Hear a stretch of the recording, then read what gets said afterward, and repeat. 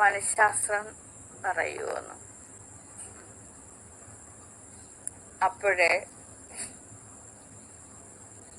Cute നാഗ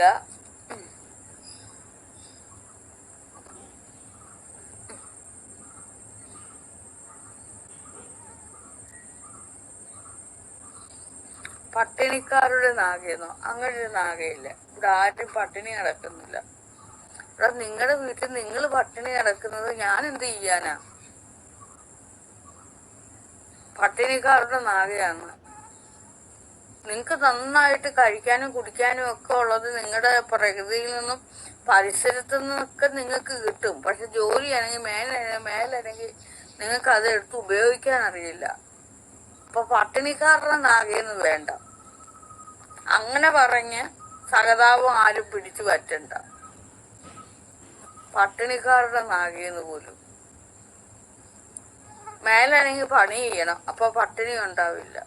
അമ്മുവേ മേലനങ്ങി ജോലി ചെയ്യാമെങ്കിൽ പട്ടിണി ഉണ്ടാവില്ല. ഇനി മേലായി പട്ടിണിക്കാരുടെ നാഗയെന്ന് പറയരുത്. നിനക്കൊന്നും ജോലി ചെയ്യാൻ വയ്യ. അമ്മ മൂഞ്ചിന്ന്. പട്ടിണിക്കാരുടെ നാഗയൊന്നുമല്ല. പട്ടിണി ഇല്ല ഇവിടെ. ഈ ലോകത്ത് പട്ടിണി എന്ന് പറഞ്ഞ ഒരു കാര്യമേ ഇല്ല. ധനശാലി നാഗയെന്ന്.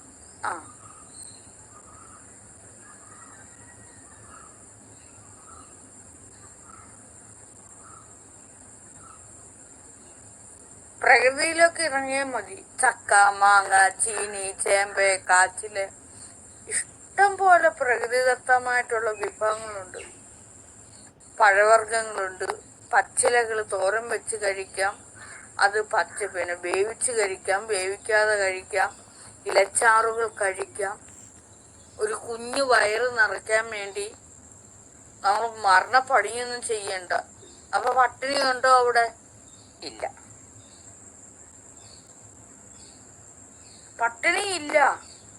നമ്മുടെ ഒരു കുഞ്ഞു വയറ് നിറയ്ക്കാൻ, ഒരാളുടെ വയറ് നിറയ്ക്കാൻ നിങ്ങൾ വിചാരിക്കുന്ന എന്താണോ? നിങ്ങളുടെ ഒരാളുടെ ഒരു കുഞ്ഞാൻ വയറ് നിറയ്ക്കാൻ വേണ്ടി നിങ്ങൾ ഭയങ്കര രീതി കിടന്ന് അധ്വാനിക്കുകയോ പണി ചെയ്യുകയോ ഒന്നും വേണ്ട. ഇത്തിരി വെള്ളവും കുടിച്ച് പ്രകൃതിയിലോട്ടിറങ്ങി ഒരു മാമ്പഴോ അല്ലെങ്കിൽ ഒരു ഇലച്ചാറോ ഒരു ഇലയോ ഒക്കെ കഴിച്ചാൽ അന്നേരം വയറ് നിറയും. ഇത്തിരി പഴം, ഒരു ചക്ക, ഇത്തിരി ചക്ക അല്ലെങ്കിൽ ഇത്തിരി കപ്പ പുഴുങ്ങി ഒരു കഷ്ണമായാലും മതി. എന്തിനേറെ ഒരു നാണിച്ചോറ് മതി. അത് ഇത്ര ഒരു നാണിച്ചോറ് മതി. ഇനി ചോറ് കഴിക്കാത്തവരാണെങ്കിലോ?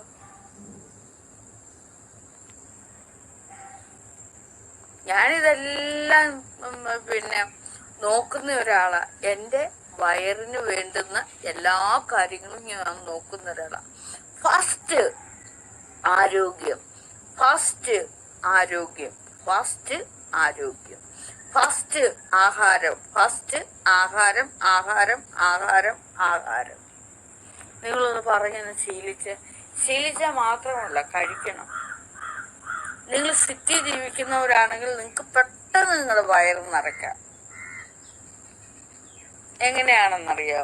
സിറ്റിയിലൊക്കെ ജീവിക്കുന്നവർക്കാണെങ്കിൽ പെട്ടെന്ന് വയറ് നിറയ്ക്കാനുള്ള ഒരുപാട് കാര്യങ്ങളുണ്ട്. നിങ്ങൾ ഒരാളുടെ വയറ് നിറയ്ക്കാൻ നിങ്ങൾക്ക് എന്താ ഭയങ്കരമായിട്ട് ജോലി എനിക്ക് ഇനി അവരുടെ വയറ് നിറയ്ക്കണം, ഇവരുടെ വയറ് നിറയ്ക്കണം, കുഞ്ഞുങ്ങളുടെ വയറ് നിറയ്ക്കണം, ഭർത്താവിന്റെ വയറ് നിറയ്ക്കണം, അല്ലെങ്കിൽ ഭാര്യയുടെ വയറ് നിറയ്ക്കണം. ആ ഒരു ചിന്ത വരുമ്പോഴാണ് നിങ്ങളുടെ വയറ് ഒഴിഞ്ഞു പോകുന്നത്, പട്ടിണിയായി പോകുന്നത്. It's A very point.